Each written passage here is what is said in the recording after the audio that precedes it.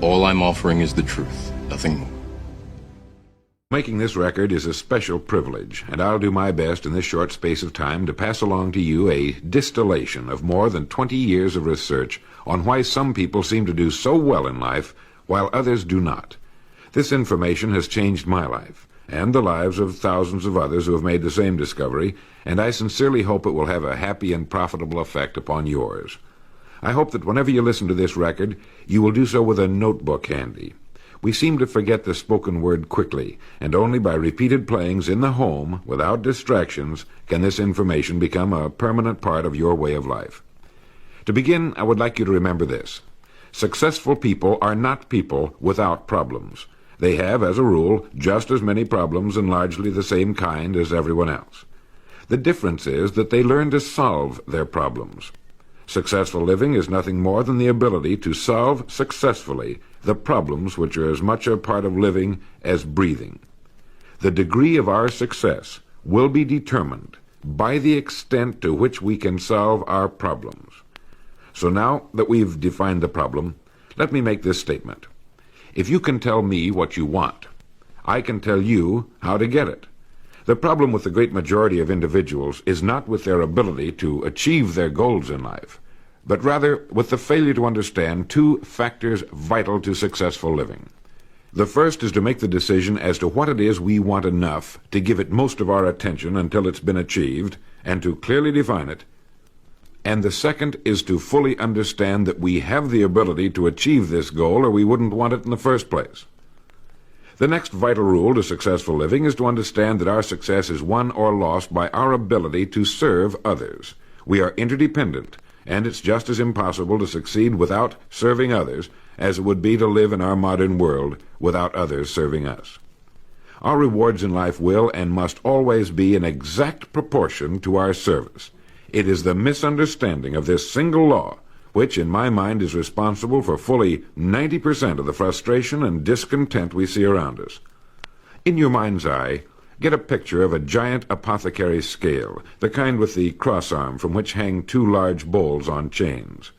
One of the bowls is marked rewards, the other service. These bowls will always be in perfect balance. Now, a lot of people don't like this law, if they're even aware of it, but not liking a law does nothing to change it. The basic laws of nature and economics are unchanging. If we're out of step with them, we are, as Thomas Huxley put it, checkmated, without haste, but without remorse.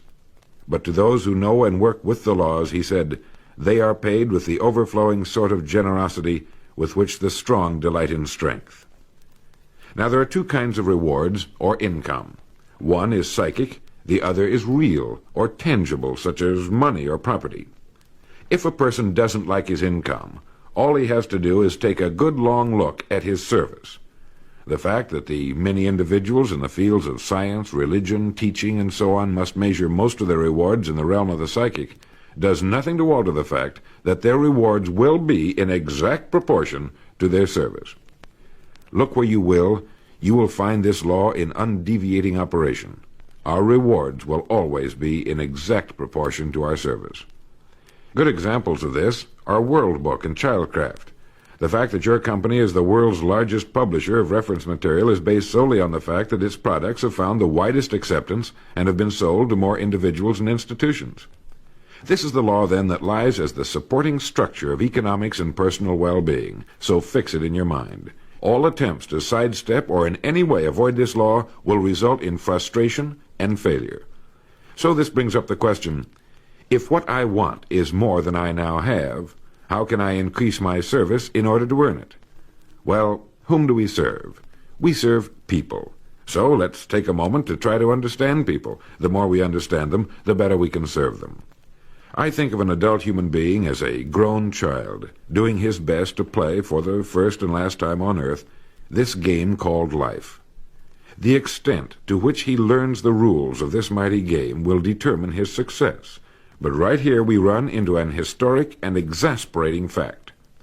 People down through the centuries have, with the most amazing consistency, divided themselves into two groups. One group contains about 5% of any given population.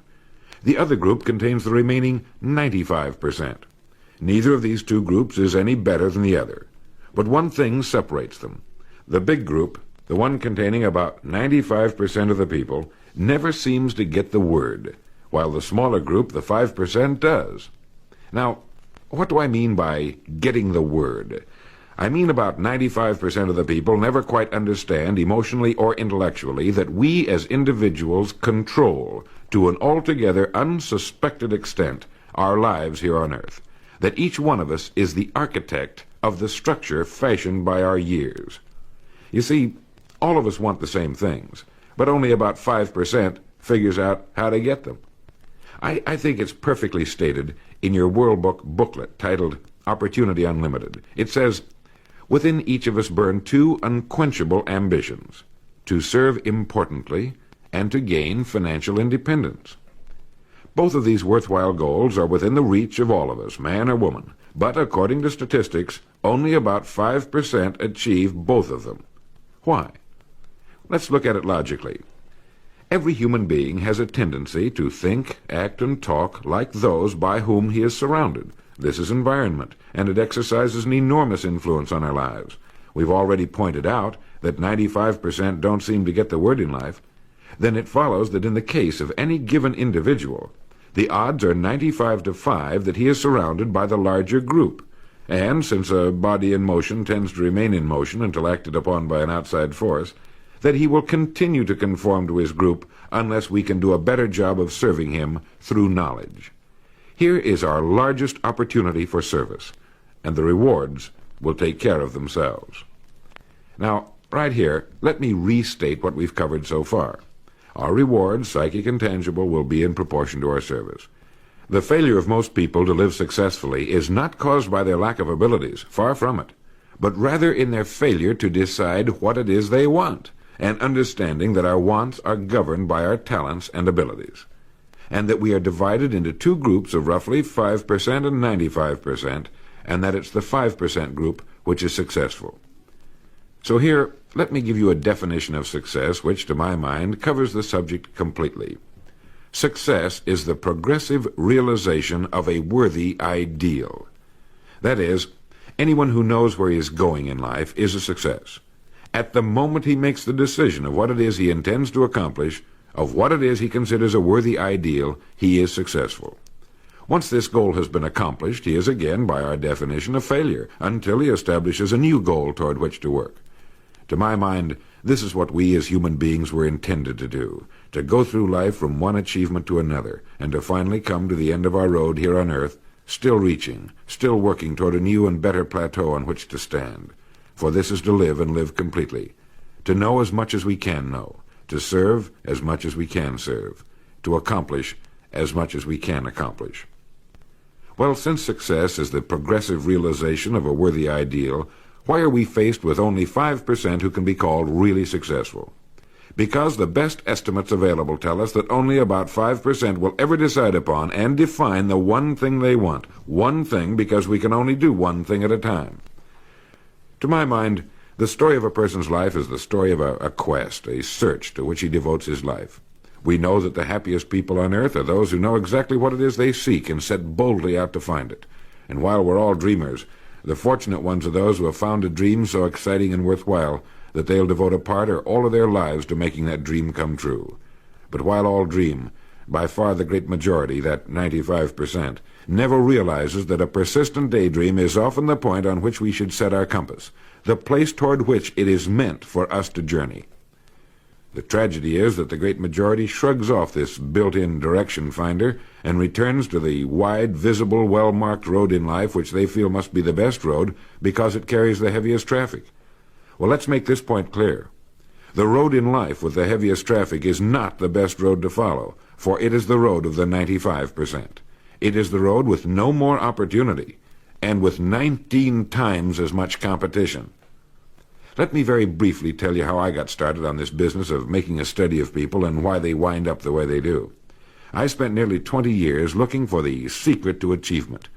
I didn't know it was older than the pyramids and had appeared in more than 50 million books. It started in 1933 during the last Depression for me. I was bothered by the difference that existed between what I had been told and what I could see around me. For example, I had been told that man was God's noblest creature and had dominion over all the earth and all its other creatures. I knew this was true, but in my neighborhood the creatures were eating better than we were, and I wanted to know why so many were poor when there was such abundance on the earth. They had no money, but there was still as much as there had been a few years before. Where it had gone? They had little education, yet education was on every side of them. They had very little food, yet it was raised in abundance. They lived in inadequate and ugly dwellings, yet there were good homes for sale. Well, it was apparent to me that these people didn't have the answer to the problem. They were good people, but they didn't have the answers. Here were people who were discouraged and confused in a world which should have been filled with challenge and excitement. It's true that we were in a period of general depression, but to the thinking individual, this represents another problem to be solved, another challenge to overcome. And to many, it was the thing that sparked their greatest accomplishments. I remember reading something once about discouragement. It was a fable about a devil's sale, and he had his many wares on display. There was the rapier of jealousy, the dagger of fear, the strangling noose of hatred, each with its high price. But on a purple pedestal, gleaming dully in the light, was a worn and battered wedge. This was the devil's most prized possession, and it was not for sale, for with it alone he could stay in business. It was the wedge of discouragement. Well, as I remember it, the people in my neighborhood were a pretty discouraged lot. Now, discouragement can only come from one of two things. One, a lack of information, or two, a situation over which we can exercise no control. It is very seldom that we're faced with number two. Almost all discouragement can be traced to a lack of information. If you find yourself falling from the top of a high building, you could justify discouragement, but it can be traced to your having made the fatal step, and that was a lack of information about the law of gravity. When I asked these people why we were in the fix we were in, they did a very human thing. They blamed other people. They looked everywhere for the answer except where it really was, within themselves. These were the 95%. And I decided to find out just what it was that separated the haves from the have-nots, not just in a financial sense, but in every sense. I found the answers in books written by great men. I found the answer in the Bible. Why didn't these people of whom I speak know the answers? They didn't read good books. They didn't read the Bible. Everyone owned one because it was fashionable, like a set of Shakespeare, but they didn't read that either. They were discouraged because they lacked information. They didn't know the rules of this game called life, and they had been checkmated, without haste, but without remorse. They didn't realize that without a goal, an aiming point, we're without purpose or direction. They clung together, feeling somehow that there was safety in numbers, without realizing that in this case, just the opposite is true. They didn't know that if we conform to the big group, the odds are 95-5 that we'll miss the boat in life in almost every vital and important aspect of living. To prove this, you need only take a look at human history. Of all the billions of human beings who've lived on Earth, all great advances, all great ideas have come from just a handful, a few thousand out of billions. Now, how have the people as a group reacted to the great ideas? Every great leader and thinker, from Socrates to the Wright brothers, has been scorned, ridiculed, poisoned, imprisoned, stoned, pilloried, burned at the stake, or crucified. Mankind as a group has made a consistently grisly game of tormenting his saviors. Why? Lack of information. Lack of knowledge. It comes from following the wrong crowd. What can we learn from all this as individuals? Two things. One, to amount to anything as individuals, we've got to be individuals. We've got to have individual goals, individual thinking, individual action. And two, we must never conform to the great mass of people. We must love them, help them, for our joy and success will be determined by the extent to which we serve them. But we must never lose our individuality and identity by permitting ourselves to be submerged in this suffocating sea of indirection and purposelessness. There's nothing wrong with emulation. In fact, it's a good idea. So long as we emulate a person who represents that which we wish to become, but never the crowd, never the 95%. And you know what the answer was, the secret to achievement that I'd devoted nearly 20 years to finding? Its pure simplicity had caused it to elude me, just as it manages to elude the majority of the people in any given age. I had been looking for something complicated, something only a mind prepared by years of study could grasp, and I found the answer so simple a child can understand it. In 6 words, we are what we think about. Our minds, our thinking controls our destinies here on earth to a degree totally unsuspected by the great majority of people. When you think about it a moment, it becomes so obvious, so clear and simple. Well then, if we become what we think about, and if we can control our minds, we can pretty well tell our own future. And that's the point I want to make. That's what I meant when I said earlier that each one of us is the architect of the structure fashioned by our years. This means that if we're confused about what we wish to become or accomplish, our lives, our environment will mirror that confusion. It also means that if we know what it is we seek, that it must be accomplished. Barring an act of God or a catastrophe over which we have no control, we as individuals can call our own shots for the rest of our lives. We can know what it means to go through life from one success to another, to play life according to the rules and reap the rewards. We can know what it means to have peace of mind and live calm, cheerful, successful lives. You are at this moment the sum total of your thoughts to this point, for there is nothing else you can be. And 5 years from now, you can be and have anything you set your entire mind and heart upon. Turn this record over now, and let me tell you of a way you can use this law to accomplish more in 5 years than the average person does in 40. Succeeding in life has always been a matter of doing that which the great majority does not do. Now let's keep this in mind as we get into this business of goals. It isn't that I want to make an invidious comparison between the 5% and the 95%, not at all. That's just the way it is, and if we don't recognize it, it will be to our cost. At the beginning of this record, I made the statement, if you can tell me what you want, I can tell you how to get it.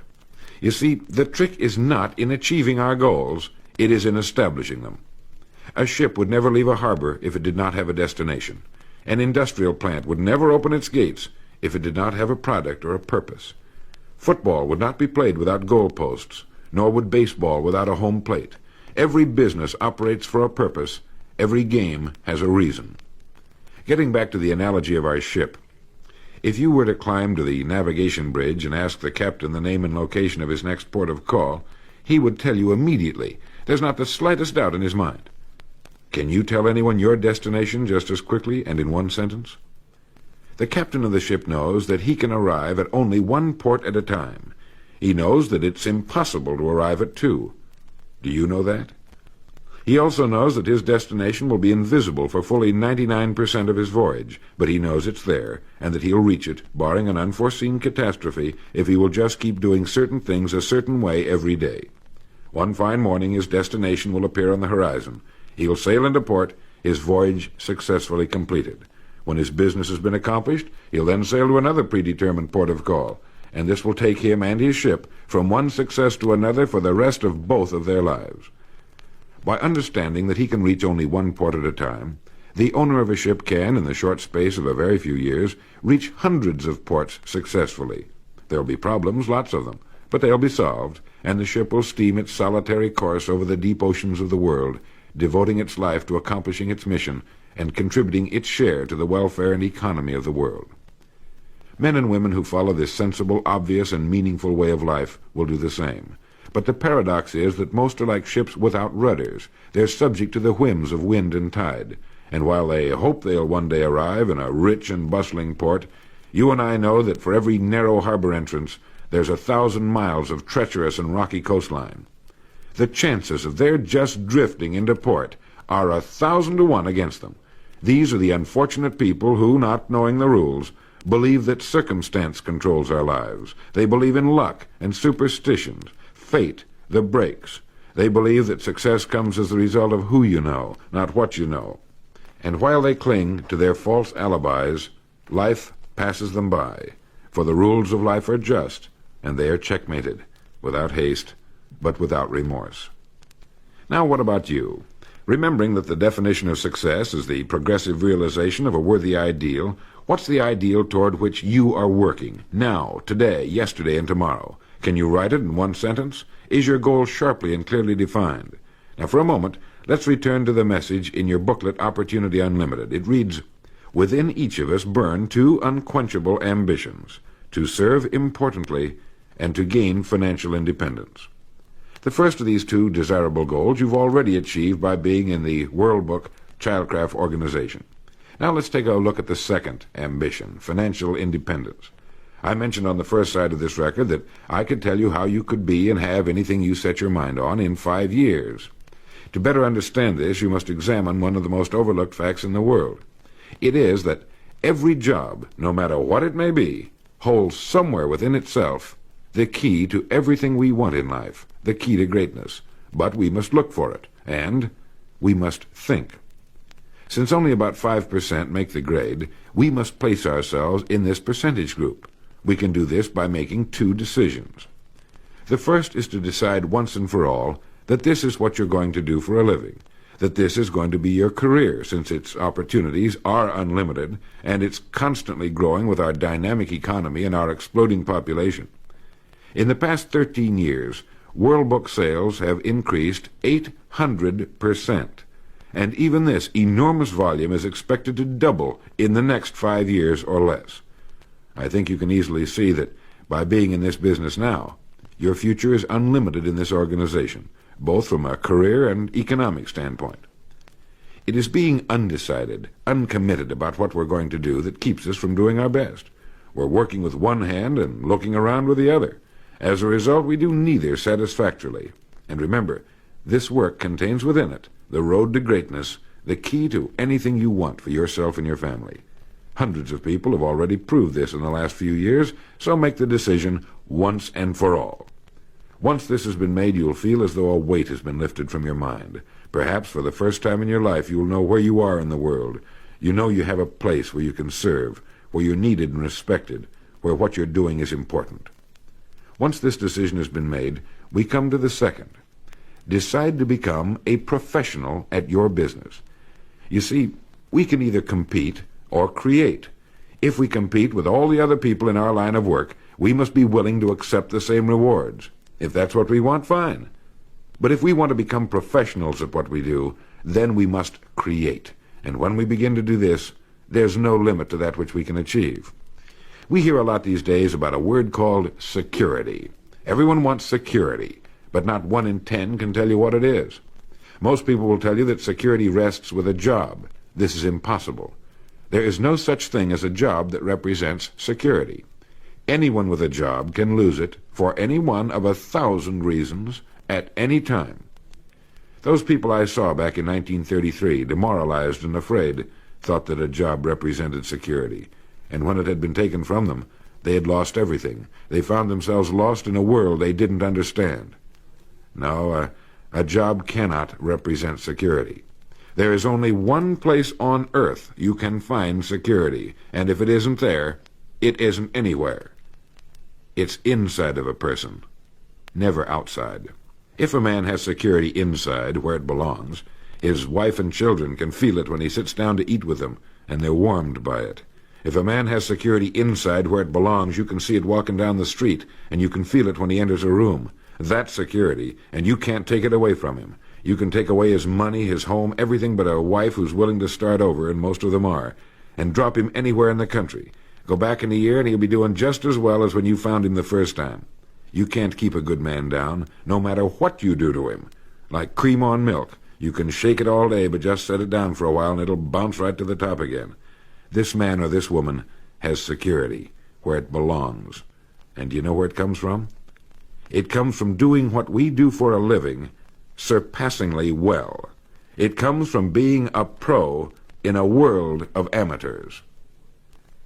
Becoming a pro isn't difficult. It comes from knowing what to do with time. It comes from knowledge, planning, and working. First, knowledge. This means learning everything we can about what we sell, about World Book, Childcraft, and our sales material. Learning everything we can about people, since that's who we sell, and learning everything we can about selling, since that's our profession. What we sell, who we sell, and how to sell. Those 3 subjects would fill a large library, but we can take things one at a time, and by devoting an hour a day to study, we can become outstanding professionals in 5 years or less. And it's the professionals in this business who can write their own tickets, good times or bad. They can live where they choose, and, being professionals, work when they choose. Second, planning.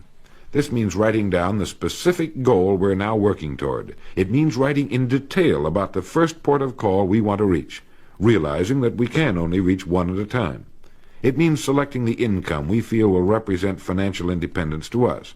Once this has been selected, we know exactly what we must do in order to reach it. As soon as our first goal has been reached, we can set a new one. The person who does this is the person people call lucky. Good things just seem to happen to him. The so-called breaks start coming his way. But it's a result of planning and working positively that attracts the good things to us. I can't emphasize too much the importance of describing your goal in detail. If it's a beautiful new home, get the actual plans, or at least an elevation drawing of the home, and carry it with you so that you can look at it regularly. If it's a certain amount of money, write down the specific amount for the coming year to the penny, and then work your plan. Whatever your goal may be, write it down in detail. Then you're like the ship. You're on course, and you'll reach more successful ports in a few years than most men do in a lifetime. And third, working. Working more than the average, if we're going to achieve more than average results, is necessary, of course. But with proper planning and with knowledge, it seems easy. Moreover, to work, we need energy, and energy is inextricably linked to desire. Unless we have a desire to do a certain thing, we find ourselves without the energy. But you will never find desire without energy. Once our goal has been crystallized in our minds and we realize that we become what we think about, our doubts vanish as to whether or not we can achieve our desired ends, and with the picture of our dream in our mind, we have abundant energy. Let me quote from William James' essay on vital reserves. Compared with what we ought to be, we're only half awake. Our fires are damped. Our drafts are checked. We're making use of only a small part of our possible mental and physical resources. Stating the thing broadly, the human individual thus lives usually far within his limits. He possesses powers of various sorts which he habitually fails to use. He energizes below his maximum, and he behaves below his optimum. And then he wrote, "Excitements, ideas, and efforts, in a word, are what carry us over the dam." He goes on in this excellent essay to point out that we have deep reservoirs of abundant energy that we habitually fail to use, and that by pushing past the first false feeling of fatigue, we will find an exhilarating second wind that will take us to our goals. This is why in studying the lives of the world's great men and women, we find they seem to be indefatigable. Work meant nothing to them, because what they were doing, where they were going, filled their entire worlds. Frequently, people find it difficult to establish a goal toward which to work. Realizing that we cannot be successful without a goal, here's a good way to solve the problem. Get off by yourself, and where you can think without being disturbed. Then write on a sheet of paper a complete description of the person you would like to be, and the things, in being this person, you would have. Once this has been done, start acting the part of the person you wish to become. Carry, as often as you can, a clear mental image of the person you want to be, and begin to be that person. Soon this will become so knit with habit, it will lead you without fail to the goal you seek. You see, when you begin to do this, you're using your greatest power, your mind, and you will become what you think about. Some time ago I was flying west and reading a copy of a television play by the 3-time Pulitzer Prize-winning playwright Archibald MacLeish. The play was The Secret of Freedom. Suddenly I read a line that shook me to the soles of my feet, and for a long time I stared out of the window, thoroughly digesting the line I had just read. Here is that line. "The only thing about a man that is a man is his mind. Everything else you can find in a pig or a horse." Think about that line until you know what it means. The only thing that sets us apart as human beings is our divine minds. Everything that means anything to us, our love of our families, our faith, our dreams, our talents and abilities, our religion, everything we know, is connected to us solely through our minds. Our minds represent our hope and our future. Yet, as a rule, it is the last place the average person will turn to for help.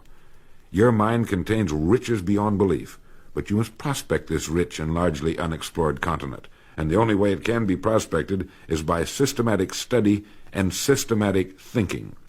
Your mind is like a muscle. It will develop only to the extent that you use it, no more. By devoting an hour a day to study, you're building your mind into a powerful and creative servant. If you only do this 5 days a week, it comes to 260 hours a year. That's 1,300 hours in 5 years, or the equivalent of 162 8-hour days devoted to study and research. Believe me, if you'll do this, In 5 years, you'll be one of the most accomplished professionals in your field, and you'll have the world on a string. You will virtually be able to write your own ticket. The average man works 8 hours a day, about 50 weeks a year, for 40 years. That's time enough to become great at anything. The time will pass anyway. We might as well reap the rewards. So now, let's sum up and reduce the whole thing to a workable formula, a set of rules for this game of life that cannot fail to take us to where we wish to go. The first and most important thing to remember is the rule that controls our life. We become literally what we think about. This means that we must establish a worthwhile goal toward which to work, a goal that will occupy our minds most of the time. This goal should be written out or illustrated. We should look at it and restate our purpose every morning, every night, and as many times during the day as we can. We must fully understand, emotionally as well as intellectually, that whatever it is we set our heart upon will become real in our lives. We must also remember the law that lies as the basic foundation for all economics and personal well-being as well. Our rewards will be in exact proportion to our service, and if we want to get into the top 5% of the people, we must often cut ourselves away from the effects of our environment and become individuals with individual goals, individual thinking, individual actions. We must realize that our daily work contains more opportunities than we could develop in a lifetime, and that our job contains within itself the key to greatness, the road to everything we could possibly want in life for ourselves and our families. We must realize, too, that security can be found in one place only, inside of us. If it isn't there, it isn't anywhere. And the only road to security lies in doing what we do for a living, surpassingly well. And lastly, that we must become professionals at what we do, and that becoming a pro involves knowledge, planning, and working. Knowledge of what we sell, who we sell, and selling. Planning by establishing the goal, which automatically establishes our work pattern. The great salesman is like the great golfer. It looks easy the way he does it, because it is easy the way he does it. But it took time, dedication, and work in its accomplishment. Is it worth it? You bet it is. P.G. Hamilton once wrote, "Let's be different. A strong life is like that of a ship of war, which has its own place in the fleet and can share in its strength and discipline, but can also go forth alone to the solitude of the infinite sea. We ought to belong to society, to have our place in it, and yet be capable of a complete individual existence outside of it. And remember the strangest secret, will you? You are now, and you will become, what you think about." Thank you.